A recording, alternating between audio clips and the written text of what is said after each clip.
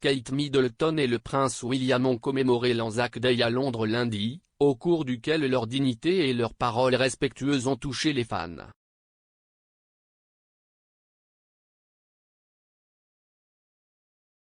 Le duc et la duchesse de Cambridge ont assisté à une cérémonie de dépôt de couronne au cénotaphe suivie d'un service à l'abbaye de Westminster.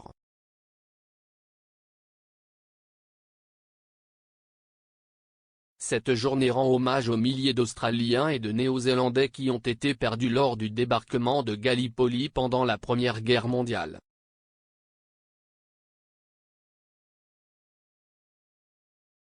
Le message sur la couronne déposée au nom de la reine par le prince William se lit comme suit: en mémoire de ceux qui ont fait le sacrifice ultime pour notre liberté.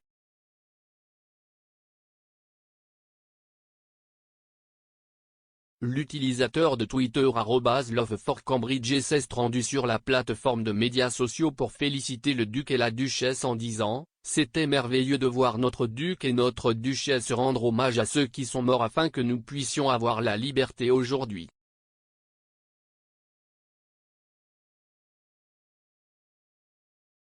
Ils ont ajouté: « Vous aviez tous les deux l'air si dignes de remplir vos devoirs envers la couronne, une fois de plus. »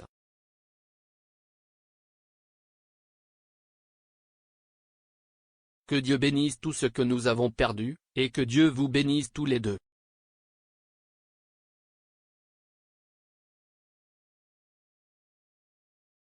L'utilisateur de Twitter @yachtbridge05565695 a déclaré: « William et Kate toujours aussi dignes malgré les difficultés et les commentaires inutiles auxquels ils sont actuellement confrontés. »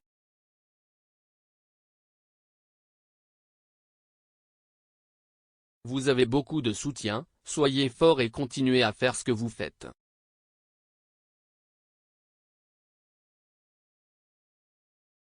Le prince Charles a également publié une déclaration sur Twitter pour commémorer cette journée.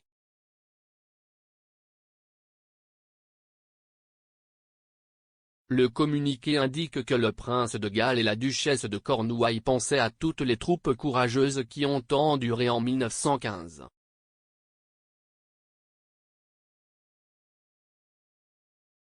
La déclaration faisait allusion à la violence en Ukraine en disant: « Alors que nous nous arrêtons pour réfléchir au sacrifice du personnel des forces armées de l'Australie et de la Nouvelle-Zélande au cours de 2 guerres mondiales, et dans d'autres conflits et opérations de maintien de la paix, nos pensées seront également avec ces communautés du monde entier qui sont déchirées par la violence et les conflits, et ceux qui se battent pour la liberté face à l'oppression. »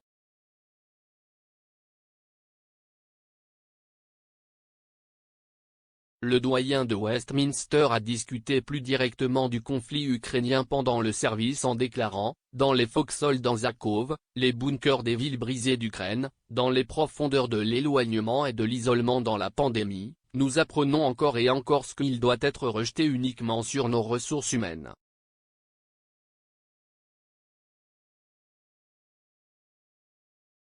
La déclaration de Charles concluait: « En 1916, un an après le débarquement de Gallipoli, mon arrière-grand-père, le roi George V, écrivit à propos des premiers Anzacs: « Ils ont donné leur vie pour une cause suprême dans une vaillante camaraderie. »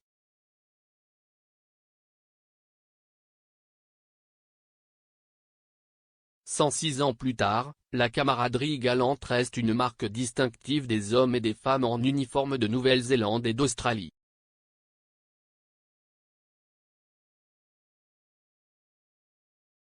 Ne l'oublions pas.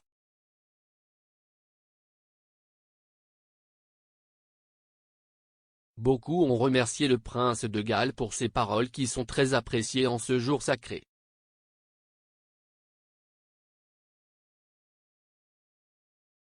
La présence de la duchesse de Cambridge à l'événement commémoratif a été une surprise après qu'un porte-parole du palais de Kensington a déclaré qu'elle avait pu apparaître à la suite de modifications apportées au journal.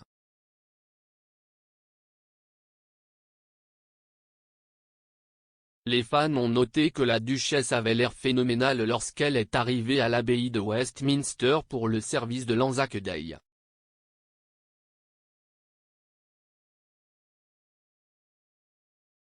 Kate portait la robe manteau crème Alexander McQueen qu'elle portait également pour le baptême de la princesse Charlotte, associée aux boucles d'oreilles Colin Good Pearl de la princesse Diana.